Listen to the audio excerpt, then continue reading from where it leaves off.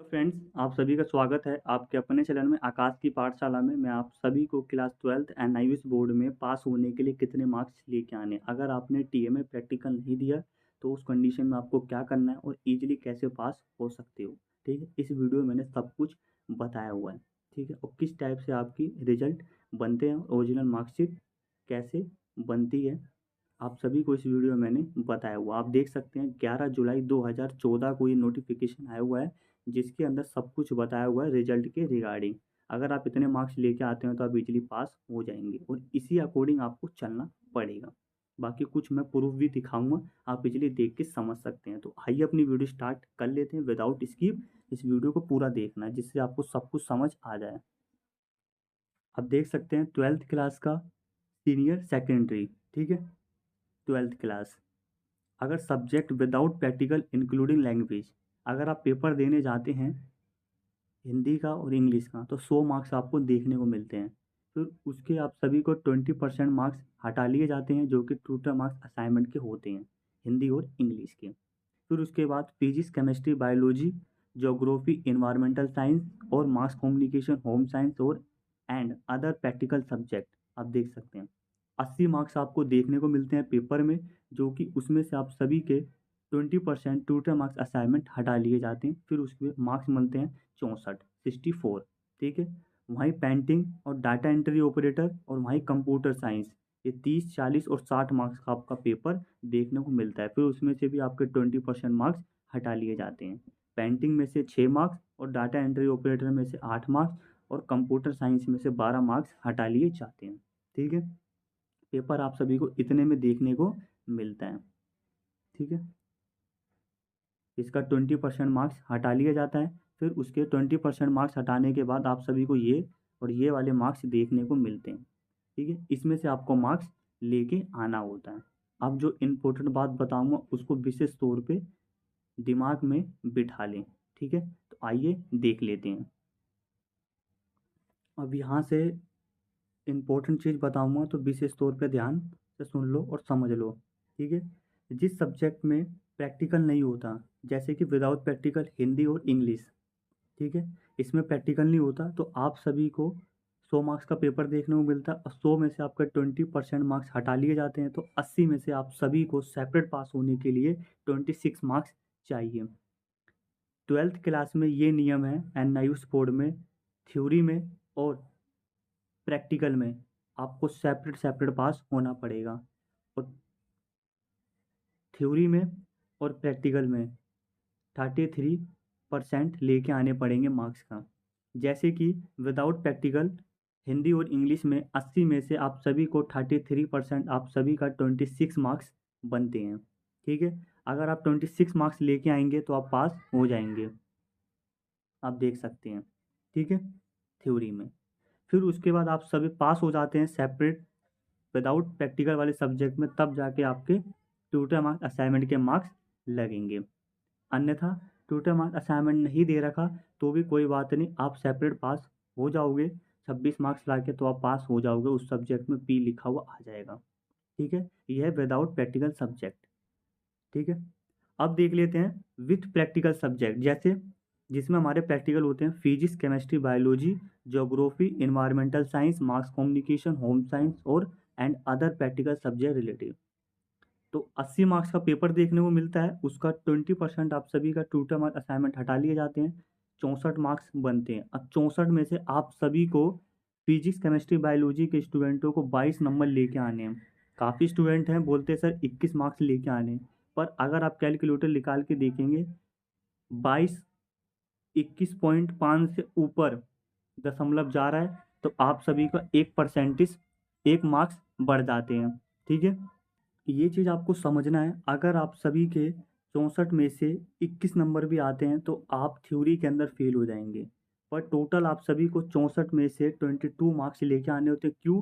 क्योंकि इसका 33% आप निकालेंगे कैलकुलेटर से, आप देखोगे कि हमारे 21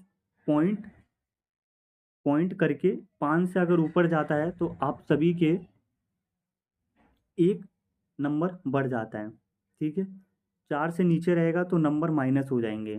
ठीक, ये नियम है।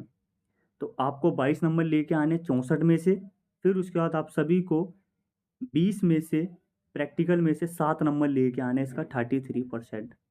अगर ये दोनों मिला के आप पास हो जाते हैं, फिर जाके आप सभी के ट्यूटर मार्क्स, असाइनमेंट के मार्क्स लगेंगे।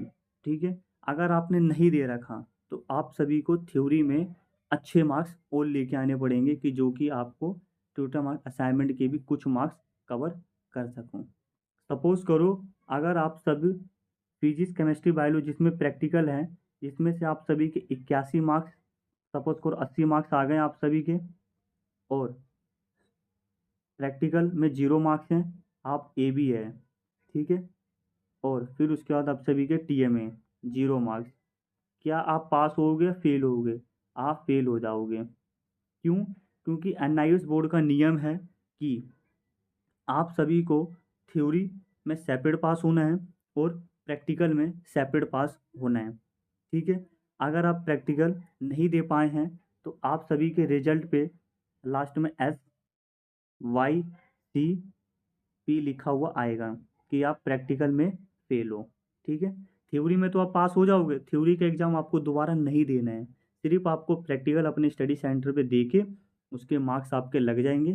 फिर आप सभी का जब नेक्स्ट ईयर में जब भी आप एग्ज़ाम देंगे तो आप सभी का रिजल्ट अपडेट होकर आप पास हो जाओगे। ठीक है, ये विथ प्रैक्टिकल वाले सब्जेक्ट आपको अच्छी तरह से आई होप समझ आ गए होंगे। ठीक है, अब हम देख लेते हैं पेंटिंग वाले सब्जेक्ट और डाटा एंट्री और कंप्यूटर साइंस। ये यहाँ से काफ़ी स्टूडेंटों को समझ नहीं आता, पर मैं पूरी कोशिश करूँगा समझाने की। ठीक है, 30 नंबर का पेपर देखने को मिलता है और 20% मार्क्स आप सभी के हटा लिए जाते हैं। पेपर का 20% आप सभी का हटा लिया जाता है, जो कि आपके 6 मार्क्स बनते हैं, मैंने ऊपर ही बताया था। ठीक है, आप सभी को यहाँ पे 24 में से 8 नंबर लेके आने पास होने के लिए, थ्योरी में सेपरेट, और प्रैक्टिकल में आप सभी को 70 में से 23 नंबर लेके आने हैं।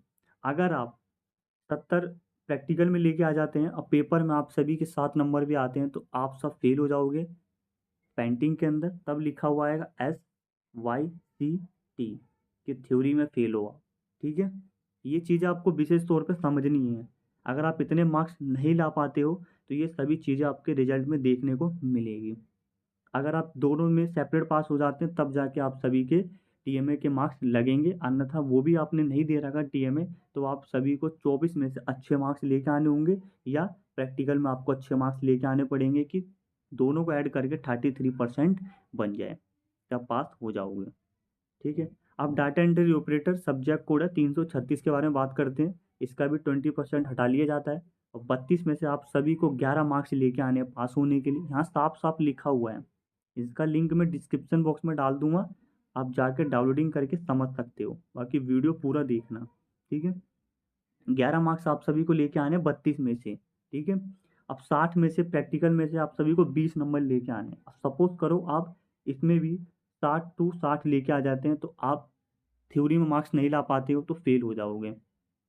एक बात दोबारा कहूँगा कि आप सभी को 12th क्लास में थ्योरी और प्रैक्टिकल में सेपरेट सेपरेट पास होना है, 33 मार्क्स लेके आने हैं, तभी जाके आप सभी के ट्यूटर मार्क्स, असाइनमेंट के मार्क्स लगेंगे। अन्यथा वो भी आपने नहीं दे रखा तो आप टीएमए या प्रैक्टिकल में अच्छे और नंबर लेके आओ जो आपके 33% बन जाए। ठीक है, अब हम कंप्यूटर साइंस की बात करेंगे। ठीक है, 48 में से आप सभी को 16 मार्क्स लेके आने हैं। ठीक है, पास होने के लिए सेपरेट, अगर आप 15 भी लाएंगे तो फेल हो जाएंगे। तो वहाँ लिखा हुआ आएगा SYCP। ठीक है, P मतलब प्रैक्टिकल और T मतलब थ्योरी। थ्योरी में फेल हो जाओगे और प्रैक्टिकल में 40 में से आप सभी को 13 मार्क्स लेके आने हैं। ठीक है, और आप इतने मार्क्स लेके आओगे तो पास हो जाओगे। और जो कि TM है आप सभी का 12 मार्क्स का होता है बेसिक कंप्यूटर में। ठीक है, ये लिखा हुआ है साइड साइड में, आप ये देख सकते हैं। ठीक है, IA का मतलब होता है आप सभी का ट्यूटर मार्क्स, असाइनमेंट, TMA। अगर आपने नहीं दे रखा तो कोई बात नहीं, आपको क्या करना है, पेपर में या आपको प्रैक्टिकल में अच्छे नंबर लेके आने, तभी आप पास हो पाओगे। आई होप ये वीडियो आपको अच्छी लगी हो। वीडियो अच्छी लगी हो तो लाइक करके चैनल को सब्सक्राइब कर ले और बेल आइकन प्रेस कर ले। मैंने पूरी कोशिश करी आप सभी को समझाने की। बाकी आपका और भी कोई क्वेश्चन है तो आप कमेंट बॉक्स में पूछ सकते हैं, मैं ज़रूर उसका जवाब दूंगा। बाकी आपको व्हाट्सअप ग्रुप में ज्वाइन होना है तो डिस्क्रिप्शन बॉक्स में लिंक है और वहाँ आप ज्वाइन हो सकते हैं। बाकी आपको कोई भी मैसेज है कोई भी क्वेश्चन है तो पर्सनली मुझे मैसेज कर सकते हो, मैं उसका जवाब दे दूँगा। ठीक है?